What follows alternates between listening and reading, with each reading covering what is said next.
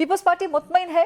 इस वक्त तक जो हुकूमत ने वजाहत दी है डिफेंस मिनिस्टर ख्वाजा आसिफ की 18वीं तरमीम 28वीं तरमीम के बयान के बारे में, या कोई मजीद वजाहत आपको दरकार है, या आप समझते हैं कि अब 28वीं नहीं आएगी या 18वीं रोल बैक नहीं होगी?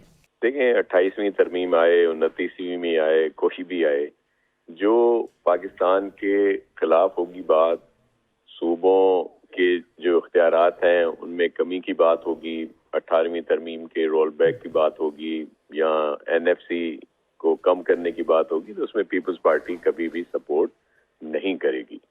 ख्वाजा आसिफ साहब ने अपने तौर पर कहा, मेरे मोहतरम हैं, लेकिन उन्होंने जो बात की और उस वक्त जो उनके साथ लोग बैठे हुए थे, मे बी उनके कहने पे उन्होंने बात की हुई, और जिन इख्तियारात की वो बात कर रहे हैं, मैं कोई इल्जाम बाजी नहीं कर रहा, इल्जाम नहीं लगाते। ये जो सानिया हुआ, इतना अफसोसनाक सानिया हुआ, उसका अगर देखा जाए, पूरा चेक कर लिया जाए, तो ये वही इख्तियारात हैं जो वो जिनकी उन्होंने बात की कि जब वो निचली सतह पे थे तो ये इरेगुलरिटीज को रेगुलराइज तब किया गया था। लेकिन मैं उस बहस में नहीं पड़ता। मसला ये है कि हमारा जो एक सपोर्ट है फेडरल गवर्नमेंट को, वो हमारी एक मजबूरी है पीपल्स पार्टी की, और पीपल्स पार्टी की मजबूरी है पाकिस्तान, जमहूरियत और अवाम। हमारा कोई खुशी का इनके साथ वो नहीं है। आपके इल्म में है कि पीडीएम की गवर्नमेंट में हम साथ थे, लेकिन जब इलेक्शन हुए तो पीएमएलएन ने हमारे खिलाफ एक बहुत सख्त महाज बनाया आके हमारे स्ट्रॉन्ग होल्ड सिंध में, जिसमें पीएमएलएन थी, जेयूआईएफ थी और एमक्यूएम थी, जीडीए, सबको मिला लिया इन्होंने। बड़ा टफ टाइम हमें दिया, लेकिन जब रिजल्ट आए तो हंग पार्लियामेंट थी। अगर हम इनको सपोर्ट ना करते गवर्नमेंट की फॉर्मेशन में, तो नए इलेक्शंस की तरफ जाते, फिर इलेक्शन होते या नहीं होते। फिर क्या हुआ? फिर ये हुआ कि जो एक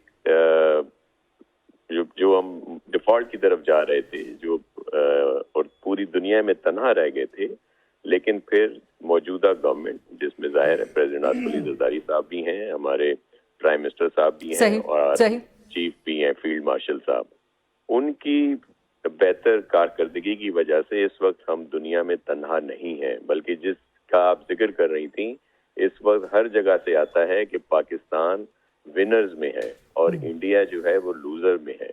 अब भी अगर जो गजा और वहाँ के लिए बात हुई, तो मुझे जाती तौर पर ये यकीन है कि हमारी पाक फौज कभी भी अपने फलस्तीनी मजलूम बहन भाइयों के खिलाफ नहीं जाएगी, बल्कि उनकी हिमायत नहीं होगी वहाँ पे। चलिए, आपने ये गुफ्तगू का जवाब दे ही दिया, सवाल में नहीं था, लेकिन अच्छा है कि तो आप समझते हैं कि ठीक, तो आप समझते हैं कि गजा बोर्ड ऑफ पीस में शिरकत से पहले पार्लियामेंट को एतमाद में लेना चाहिए था, पार्लियामेंट में डिस्कस, वहां पर एक ब्रीफ होना चाहिए था, वहां से एक यूनानिमस आवाज आनी चाहिए थी। देखिए, ये हकीकत है कि सारी चीजें पार्लियामेंट में आनी चाहिए, लेकिन अगर कोई बात है भी, तो मैं ये यकीन रखता हूँ अपनी पाक फौज पे, और यही यकीन फलस्तीनियों को भी है कि हमारी फौज अगर जाएगी तो उनकी सपोर्ट में ही जाएगी। और उनको जिस तरह इस वक्त जिन मजालिम का शिकार है, और उसमें कमी होगी, बल्कि हम देखें, पाकिस्तान वाहिद मुल्क है जिसके पासपोर्ट पे लिखा हुआ है कि इसराइल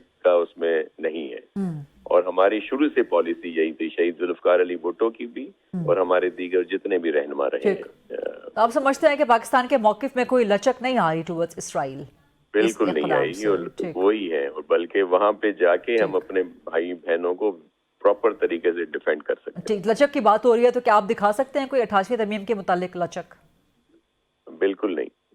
हमें उसको बेहतरी चाहते हैं। हम 18वीं तरमीम में भी बेहतरी चाहते हैं, हम एनएफसी अवार्ड में बेहतरी चाहते हैं, लेकिन एक बात जरूर है कि अगर मुल्क की बेहतरी के लिए, अपने डिफेंस के लिए, या जैसे हमारे इलाके हैं, गिलगित बल्तिस्तान है, या दीगर जो इलाके फाटा वाले या दीगर जो आए हैं, और अपने मुल्क के लिए हम ये जरूर कर सकते हैं कि अपनी डेवलपमेंट को रोक के हम उसमें फंडिंग कर सकते हैं, हम दीगर अपना दिल खुला खोल के रख सकते हैं, लेकिन इन इख्तियारात में कमी नहीं करनी।